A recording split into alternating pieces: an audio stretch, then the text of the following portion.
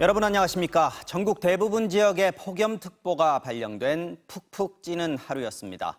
서울은 한낮 기온이 34.9도까지 올랐습니다. 올 들어 가장 더웠습니다. 달궈진 거리는 한산했고 야외 수영장과 대형 쇼핑몰은 북적였습니다. 점심시간 직장인들의 손마다 차가운 음료, 휴대용 선풍기가 들려 있었습니다. 송재원 기자가 폭염 속 시민들을 만나봤습니다. 숨이 턱 막히는 한증막 더위에 도심 거리는 텅 비었습니다. 직장인들이 분주히 오가는 서울 강남. 점심시간인데도 사람을 찾기 힘듭니다. 도시락 드시는 분들도 아무래도 많으시고 요새는 또 덥다 보니까 손으로 햇빛을 가리고 양산을 써봐도 소용없습니다. 휴대용 선풍기는 외출 필수품. 밖에 나왔을 때 날씨가 너무 후덥지근해가지고 요즘 매일 충전해가지고 들고 다니고 있어요. 식사도 산책도 냉방이 잘 되는 대형 쇼핑몰만한 곳이 없습니다. 산책 나가면 또 걸으면 더 덥기도 하고 그냥 여기에서 있는 게 제일 편하고 얘기하기도 쉬워서 있게 됐어요. 네. 평일인데도 도심 속 수영장에 인파가 몰렸습니다. 물에 있을 때는 더운 건 있고 시원했어요. 때마침 휴가에 들어간 사람들은 폭염이 오히려 반가웠습니다. 물에 들어가니까 제가 물고기가 된 것처럼 너무 시원하고 살아있는 것 같은 느낌이 들어가지고 너무 재밌었습니다. 오늘 서울의 낮 최고 기온은 34.9도, 올 여름 들어 가장 더웠습니다. 수원 34도, 강원 인제 34.3도, 청주 34.9도 등 중부지방 곳곳이 올해 최고 기온을 기록했습니다. 경기도와 강원 충남 일부, 대구 등의 폭염 경보가, 그 밖에 제주도와 동해안, 남해안을 제외하고는 전국에 폭염주의보가 발효됐습니다. 밤 사이에도 기온이 크게 내려가지 않아 수도권과 충청권, 전북에는 열대야가 나타나는 곳도 있겠습니다. MBC 뉴스 송재원입니다. 이렇게 국제 원자력 기구의 보고서 공개가 임박하면서 정치권의 신경전도 가열되고 있습니다. 먼저 여당은 야당이 오염수 괴담으로 국민들의 불안과 갈등을 키우고 있다고 비판하면서 야당의 공세에 모든 당력을 집중할 거라고 밝혔습니다. 또 일본산 수산물 수입에 대한 규제 조치도 계속될 것이라고 강조했습니다. 윤수한 기자가 취재했습니다.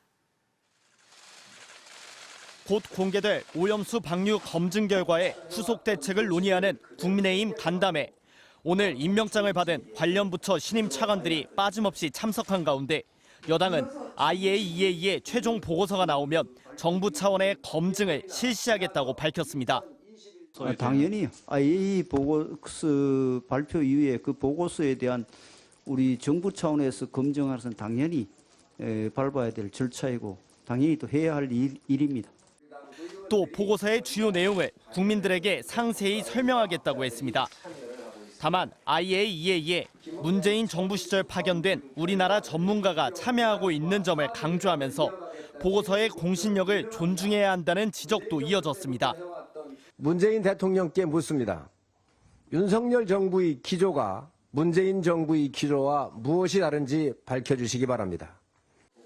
국민의힘은 후쿠시마산 수산물 수입은 기간 제한 없이 국민들이 안심할 때까지 금지될 거라고 거듭 확인했습니다. 비슷한 시각 국민의힘 의원총회에서는 오염수 괴담 선동을 비판하는 강연이 진행됐고 앞선 당 지도부 회의에선 민주당의 오염수 방류 반대 시위가 결국 윤석열 정권 퇴진과 맞닿아 있다며 배후에 정치적 목적이 있다고 강조했습니다. 국민을 향해 먹거리 공포의 주술을 내며 국민의 불안과 사회 갈등을 키움으로써 자신의 정치적 이득을 꾀하고 있는 것으로 보입니다. 국민의힘이 국회 상임위별로 진행 중인 수산물 식사 모임도 이어졌습니다. 이 검증 보고서가 나오면 국회에서도 그거를 충분히 검증할 수 있는 시간도 만들고 국민들이 확실하게 과학적으로. 국민의힘은 또 민주당의 거짓 발언과 선동이 지금보다 거세질 것으로 예상된다며 모든 당력을 집중해 대응하겠다고 강조했습니다. MBC 뉴스 윤수환입니다. 태어났지만 출생신고는 안 된 미신고 영아들은 무탈하게 자라고 있을까? 그 행방이 수상해서 경찰이 수사에 들어간 사례들이 전국적으로 늘고 있습니다. 살해나 유기 같은 범죄의 정황이 드러난 경우도 있지만 대부분의 부모는 아이를 베이비박스에 뒀다거나 입양시켰다고 말하고 있는데요. 아기를 돈 받고 팔아넘겼다는 혐의로 입건된 사례도 나왔습니다. 윤상문 기자가 보도합니다. 태어난 기록만 있고 출생 신고는 안 된 미신고 영아 전수조사 엿새째. 2천여 명의 명단이 전국 지자체에 전달되고 수사에 착수한 사건도 늘고 있습니다. 경기 북부와 인천, 부산, 울산 등에서 경찰이 조사 중인 사건들은 대부분 부모가 아이를 교회나 베이비박스에 두고 왔다거나 입양 보냈다고 진술하고 있습니다. 일단 경찰은 진술을 토대로 추적을 벌여 아이의 생사 여부를 확인하고 있습니다. 다만 남양주에서 아이를 다른 부부에게 입양시켰다고 진술한 20대 친모의 경우 병원비를 받았다고 진술함에 따라 아동 매매 혐의를 적용해 수사하고 있습니다. 이 여성은 지난 2015년 4월 경기도 시흥의 한 병원에서 출산했는데 정식 입양 절차를 거치지 않고 인터넷 커뮤니티를 통해 만난 불임 부부에게 갓난아이를 넘긴 것으로 조사됐습니다. 경찰은 아이를 넘겨받은 부부의 신원을 파악해 생사 여부도 확인하겠다고 밝혔습니다. 인천에서 베이비박스에 아이를 두고 간 30대 친모에 대해서는 경찰이 영아 유기 혐의를 적용해 입건했습니다. 경찰은 친모가 2015년 당시 상담 등의 특별한 조치 없이 아이만 두고 갔다며 경제적 사정 등을 고려해도 베이비박스에 맡길 수밖에 없는 사정이 있었다고 보기 어려웠다고 밝혔습니다. MBC 뉴스 윤상문입니다.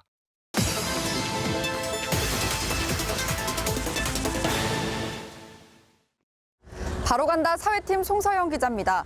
지난 주말 연장 개통된 수도권 전철 서해선 대곡 소사 구간의 기점인 대곡역입니다. 이제 경기 고양에서 서울 강서, 부천까지의 이동 시간이 종전의 절반 이하로 짧아졌다는데요.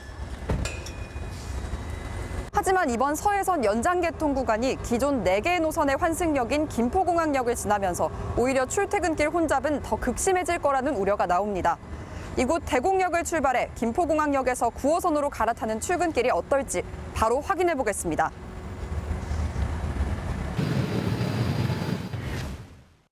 아침 7시, 새 전철을 타고 출근하려는 고양시 승객들이 모여듭니다. 배차 간격은 12분. 아별차가 떠난 뒤 10여 분 동안 이렇게 긴 줄이 만들어졌습니다. 4량짜리 열차가 짧아서인지 정차 위치를 정확히 몰라 이리저리 몰려다니는 모습들이었습니다. 그래도 승객들은 출퇴근길이 짧아질 거란 기대에 부풀었습니다.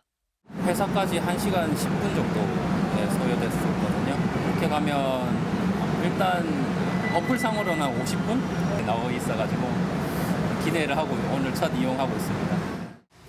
이번에 연장된 서해선이 지나는 김포공항역은 이제 국내 최초로 5개 노선이 지나는 복합 환승역이 된 건데요.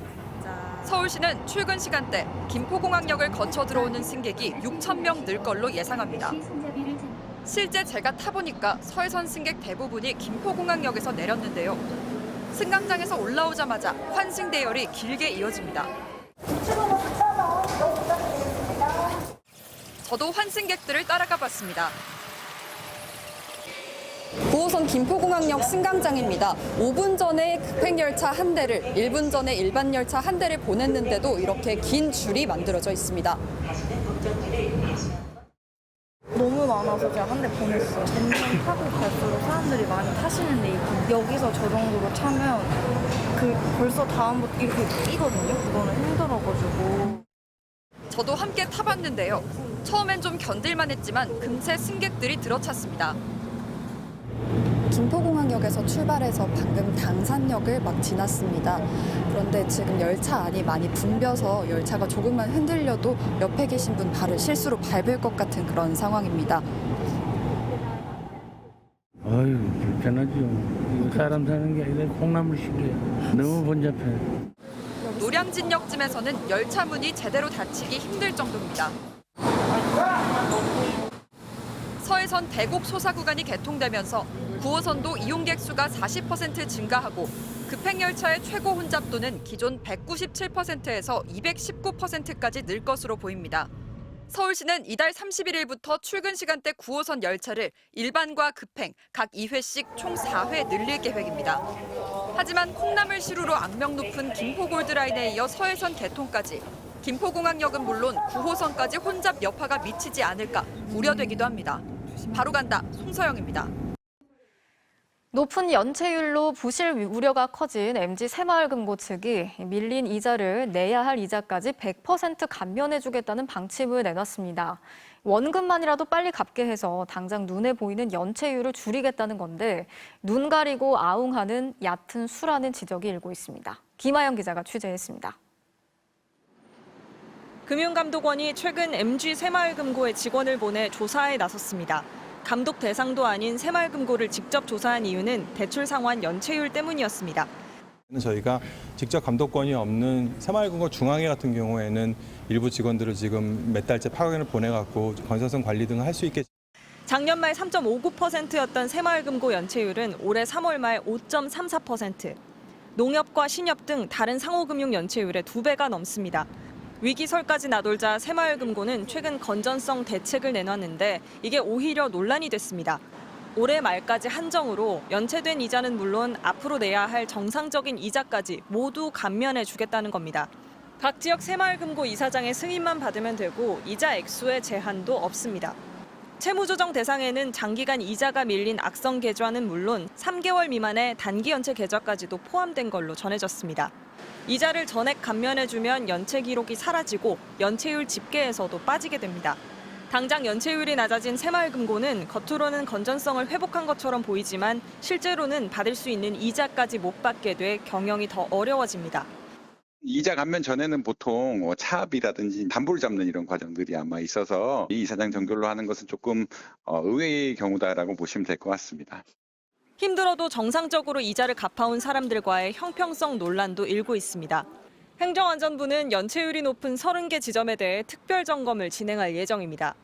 새마을금고 측은 이자를 감면해 준 것은 충분히 회생 가능한 사람들을 일시적으로 도와 이자를 더 잘 갚게 하려는 취지라며 연체율을 낮추기 위해 실시한 조치는 아니라고 해명했습니다. MBC 뉴스 김아영입니다.